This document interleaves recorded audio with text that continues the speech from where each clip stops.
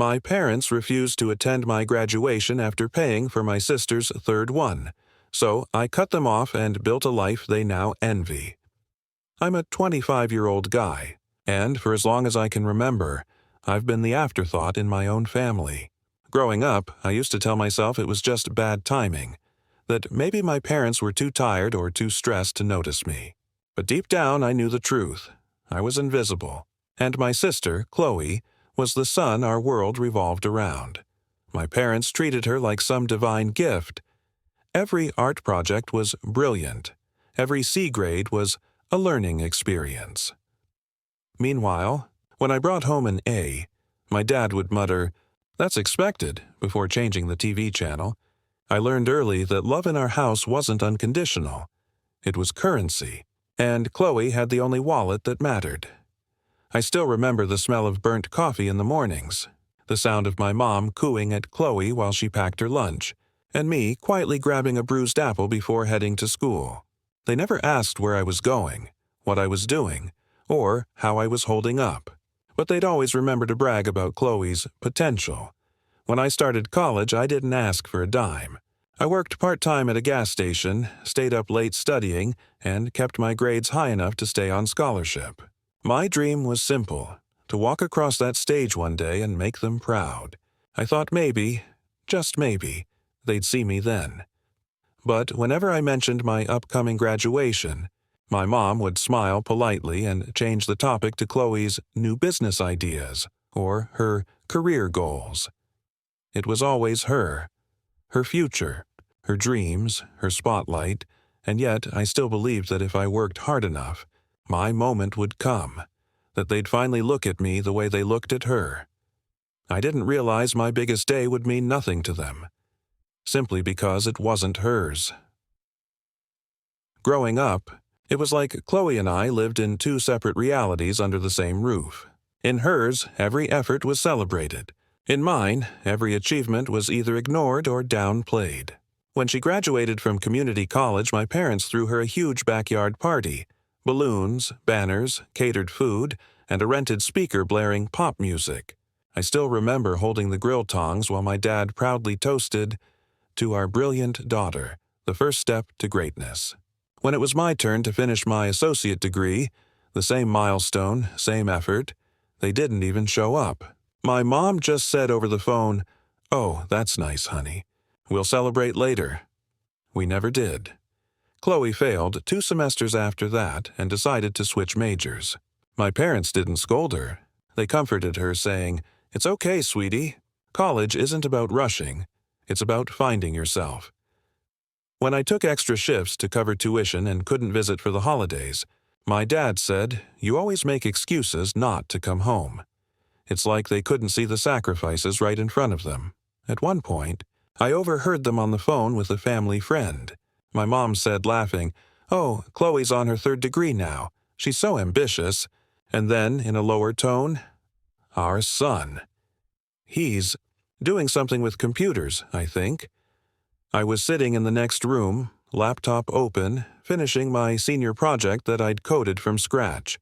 My throat tightened and I told myself not to care, but it stung more than I wanted to admit. When I finally got my graduation email confirmation, the cap, the gown, the date, I sent it to them, hoping this time would be different.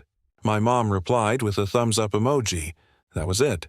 "No, we're proud of you. No, we'll be there." Still, I told myself they'd come. They had to. After all, this was the moment I'd been waiting my whole life for. Or at least, that's what I thought. 3 days before my graduation, my phone buzzed with a call from my mom. Her voice sounded cheerful, almost rehearsed, the kind of tone she used when she wanted to downplay bad news. "Honey," she said, "I just wanted to let you know your dad and I won't be able to make it this weekend." For a second, I thought I'd misheard her. "Wait, what?" "My graduation's on Saturday." "I know, sweetheart," she said quickly, "but Chloe's got that awards luncheon for her entrepreneurship program. It's a big deal for her and we already told her we'd be there."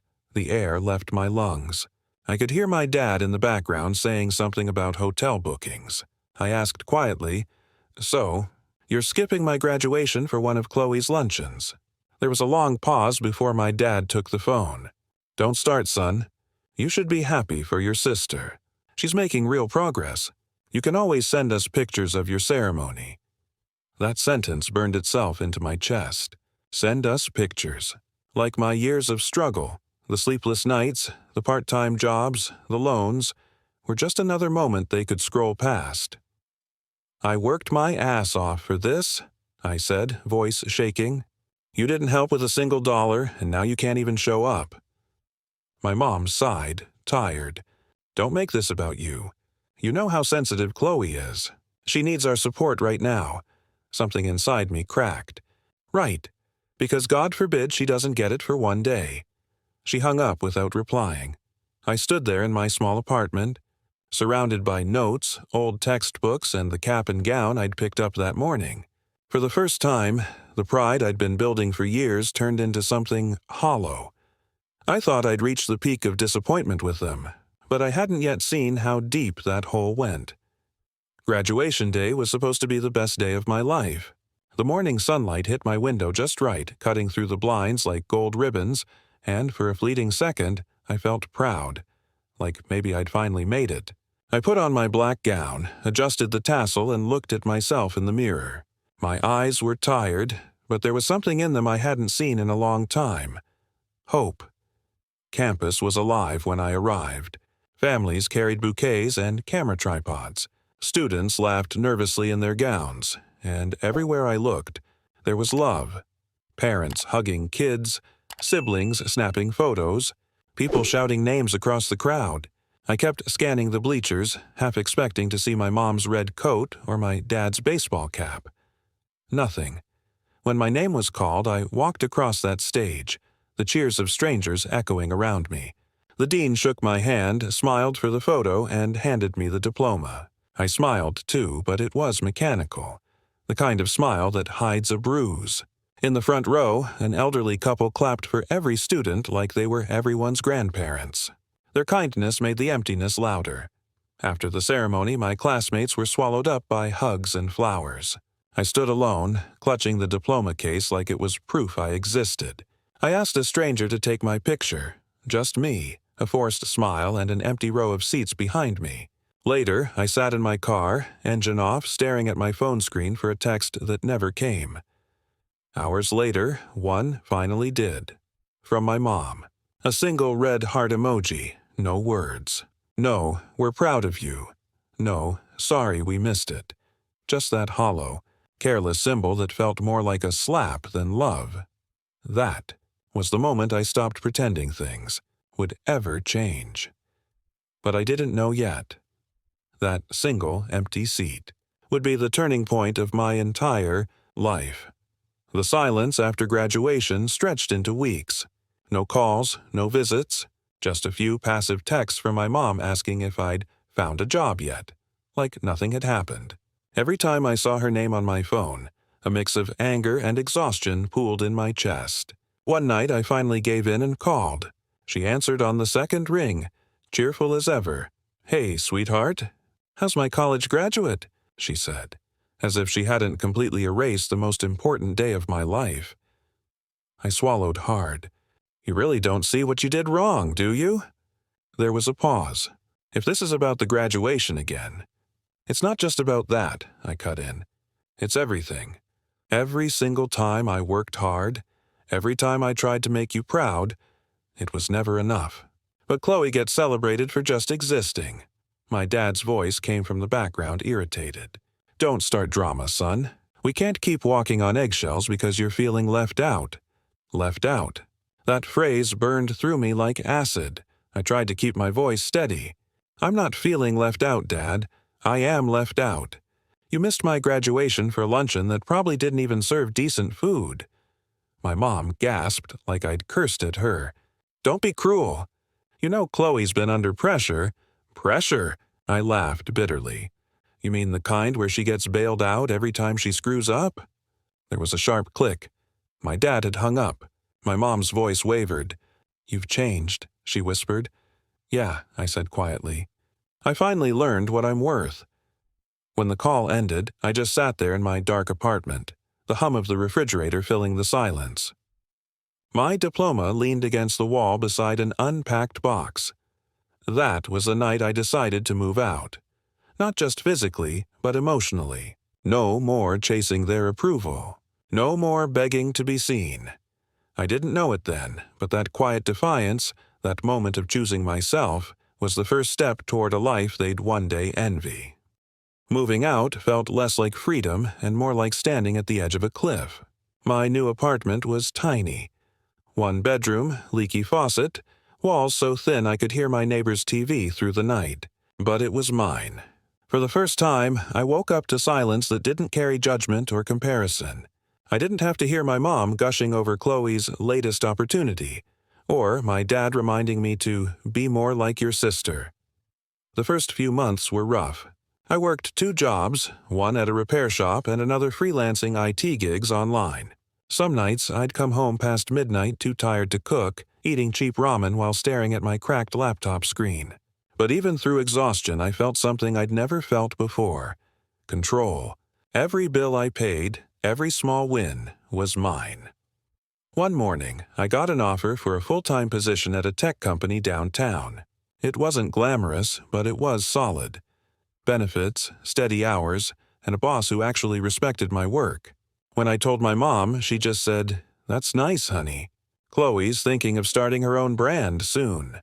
I remember looking at my phone and realizing the weight of those words didn't hit as hard anymore. I'd stopped expecting validation from them. Over time, my apartment started to feel like home. I bought a second-hand couch, hung up my diploma, and framed a photo of myself from graduation. The one I'd taken alone. I kept it on my desk, not as a reminder of pain, but of endurance. One evening, sitting on that couch with the city lights flickering outside, I finally breathed deeply, the kind of breath that comes when you realize no one owns your peace anymore. I thought the distance would make things easier between us. But I was wrong. It was only the beginning of a new kind of guilt they'd try to chain me with. 2 years slipped by in quiet progress. I'd built a small but steady life. Good job, a few close friends, and a peace I'd fought hard for.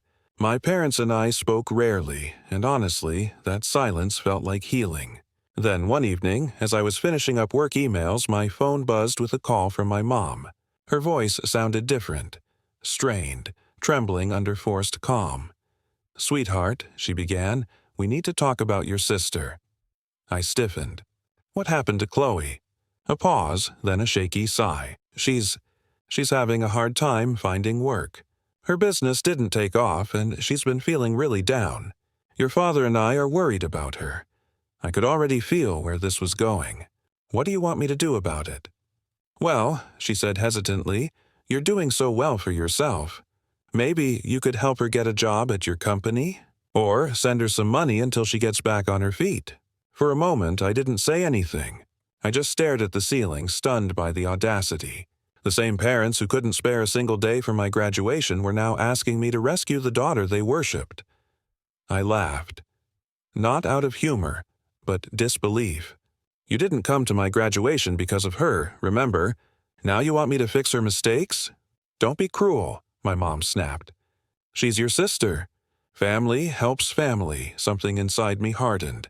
"You mean I help family because no one ever helped me?" Silence. Just her shallow breathing through the phone. Then my dad's voice broke in, low and condescending. "You're being petty. You think you're better than us now?" I smiled bitterly. "No, Dad. I'm just finally not beneath you anymore." That call ended like every wound in our family, with blame and guilt thrown my way. But for the first time, I didn't carry it. I hung up, leaned back in my chair, and realized something powerful. The golden child had fallen, and they were turning to the forgotten one to clean up the mess. I just didn't know yet how far they'd go to pull me back into their chaos. After that phone call, the floodgates opened. My parents started reaching out constantly. Texts, voicemails, even emails. Each message was laced with guilt disguised as love. "We miss you, sweetheart. Your sister's really struggling, and it's tearing the family apart. You're all she has left." It was like they had suddenly remembered my existence. Not because they cared about me, but because they needed something. At first, I ignored them. But guilt has a way of seeping through even the strongest armor. Some nights, I'd find myself rereading their messages, hearing my mother's trembling voice in my head. I even drafted a text once. "I can transfer a little money this month." But I never hit send. My therapist had warned me about this exact pattern. "They don't want connection," she said during one of our sessions. "They want control." Still, I struggled.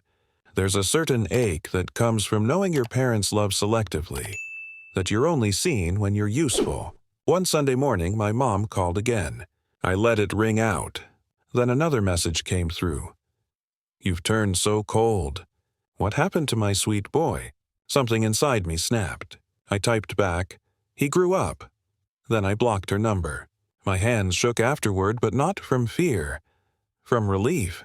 For the first time, I realized I wasn't obligated to carry the weight of their dysfunction anymore. The next few weeks were quiet again. No calls, no drama. I poured myself into work, started dating someone kind, and even joined a weekend hiking group. My world was small, but it was peaceful. Then one evening, while cooking dinner, my phone buzzed with a number I didn't recognize. Against my better judgment, I answered. "Hey," a weak voice said. "It's Chloe," I froze. It had been over a year since we'd spoken, and the next words out of her mouth would drag me right back into the storm I thought I'd escaped. Chloe's voice sounded fragile. Not the confident, spotlight-loving sister I'd grown up resenting. "I didn't know who else to call," she whispered. I stayed silent, the sizzle of the pan filling the gap between us. "Mom and Dad told me you hate us now," she continued. "They said you've turned into someone selfish." I clenched my jaw. They'd say anything to make me feel guilty. Her breath hitched. "I messed up, okay? The business failed. My boyfriend left. I'm pregnant and I don't know what to do." For a moment, everything stopped. The sounds, the smells, even my heartbeat. Chloe, the golden child who always landed on her feet, was now the one drowning. I should have felt vindicated. But I didn't. I felt tired. "What do you need, Chloe?" I asked. Her voice cracked. "I just want to come stay with you, just until I figure things out." I sank into a chair, staring at the wall. Part of me wanted to hang up. Another part, the part that still remembered the kid who just wanted family, hesitated. "I don't think that's a good idea," I said finally. Her tone changed instantly. "So that's it? You're just like them, pretending to care when it's convenient." I could hear my mom in those words. Manipulation disguised as pain. "No, Chloe," I said quietly. "I'm just done being the backup plan." She hung up without another word. I sat there in the silence, the smell of burnt food lingering like regret. The next morning, my mom called from an unknown number. Her voice trembled, theatrical. "How could you turn your back on your sister when she needs you most?" I laughed bitterly. "You turned your back on me years ago. Remember my graduation? You're being cruel," she cried. "You're tearing this family apart." I almost said it. What family? But I didn't need to. The truth sat heavy between us. When I hung up, I realized something painful but freeing. Sometimes you have to let the entire structure collapse before you can build anything real. And in that moment, standing in my quiet kitchen, I hit rock bottom. Not because I'd lost them, but because I finally accepted they were never mine to begin with. Time has a strange way of healing wounds you thought would always ache. 3 years passed, and my life had reshaped itself into something unrecognizable. Something beautiful. I'd been promoted twice at work, now leading a small tech team. I'd saved enough to buy a modest house. Nothing fancy, but it had sunlight, peace, and silence that didn't hurt. The walls didn't echo with guilt or comparison. They just held me. I started dating someone steady. Anna, a woman who saw worth where others saw inconvenience. She celebrated my small wins, the kind that would have been invisible in my old life. When I told her about my family, she listened quietly, never judging, just holding my hand like she understood the invisible weight I carried. One day, while unpacking a box of old things, I found my graduation photo, the one where I stood alone, smiling against empty seats. I almost threw it away, but something stopped me. Instead, I framed it and placed it on my office desk. Not as a reminder of loneliness, but as proof that I had made it anyway. Sometimes, I'd see my parents on social media, smiling at Chloe's baby shower, posing in front of a banner that said, "Proud Grandparents." There wasn't a single photo of me anywhere, and for the first time, it didn't sting. I realized I didn't need them to erase the version of myself I'd built. My success wasn't loud, but it was real and peaceful. One evening, Anna and I were having dinner when I got a message request on Facebook. It was from my dad. The first line read, "Son, we'd love to reconnect. Your mother's been asking about you." I stared at it for a long time. The old me would have felt a flicker of hope, maybe even guilt, but this time all I felt was calm.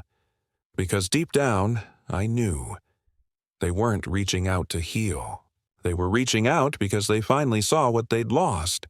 And for once, I had something they couldn't take back, a life built entirely without them. A few weeks after that message, I got another one. This time from my mom. We'd love to have dinner. Just the family. No drama. The words looked harmless, almost kind, but they carried the same manipulative sweetness I'd grown up with. Still, part of me wanted closure. Not reconciliation, just an ending. So I agreed. The restaurant they chose was the same one we used to visit when Chloe and I were kids. The place where my parents would praise her for every small thing while I sat quietly, eating fries. When I walked in, they were already seated, smiling like nothing had ever happened. My mom reached for my hand. "You look good, sweetheart," she said, her tone soft but cautious. My dad gave a stiff nod. "You've done well for yourself." "Yeah," I said, sitting down. "I have." For a moment, there was awkward silence. Then, predictably, they started talking about Chloe, her baby, her plans to go back to school, how stressful things had been. I listened, expressionless, while my dad sighed dramatically. "It's been tough keeping things together. You know, family's all we've got." That word, family, lit a fuse in me. I set down my fork. "You say that like we were ever one." My mom blinked, startled. "Of course we were. No," I cut in. "You chose who counted as family. You missed my graduation, my milestones, my life, and for what? Another one of Chloe's half-finished dreams." The table fell silent. My dad's face tightened. "You're being ungrateful. We did our best." "Your best?" I laughed bitterly. "Your best was pretending I didn't exist unless you needed something." My mom's lip trembled. "We just want to move on." I leaned forward, calm but firm. "I already have." When I stood up to leave, neither of them stopped me. Their silence said everything. They wanted forgiveness without accountability. But I wasn't the forgotten son anymore. I was the man who finally stopped waiting to be seen. And as I walked out of that restaurant, I didn't realize that their next message would test that peace one last time. A few months passed after that dinner. I hadn't reached out since, and honestly, I didn't plan to. Life had settled into a calm rhythm. Work, home, laughter with Anna, and weekends that didn't feel heavy anymore. Then, out of nowhere, an email popped into my inbox. The sender's name made my stomach tighten. Mom. The subject line read, "We need your help." I hovered over it for a full minute before opening it. The message was long, rambling, a mix of pity and entitlement. "Your father's hours were cut. The mortgage is behind. Chloe's struggling with her baby. We're all going through so much. You're doing so well now. Can't you help your family for once?" For once. That phrase made me laugh, a hollow, bitter sound that filled the quiet room. I scrolled to the end of the email, where she wrote, "We've always loved you, even if we didn't show it right." It was the same recycled justification for every wound they'd ever caused. I closed my laptop and sat there, staring at the framed graduation photo on my shelf. The empty seat behind me in that picture said everything, the symbol of who they chose to be. And now, after years of absence, they were asking for my hand just because I'd climbed out of the hole they'd left me in. I typed my reply slowly, carefully. "I hope you find what you're looking for. Take care." Then I hit send. No anger, no guilt, just peace. Later that night, I stood on my balcony, the city humming below me. The cool wind brushed against my face as I thought about how far I'd come, from the kid begging for approval to the man who didn't need it anymore. They missed my graduation because I wasn't worth their time. Now they'll spend the rest of their lives watching a son they no longer know, living the life they never believed he could, a build. And that, I realized, was the quietest revenge of all.